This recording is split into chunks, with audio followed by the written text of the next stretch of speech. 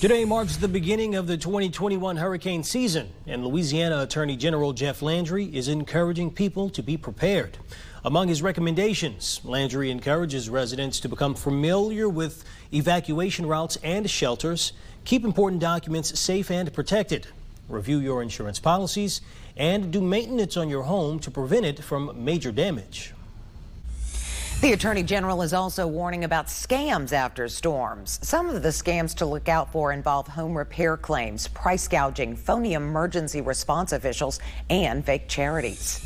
And we want to make sure you're prepared.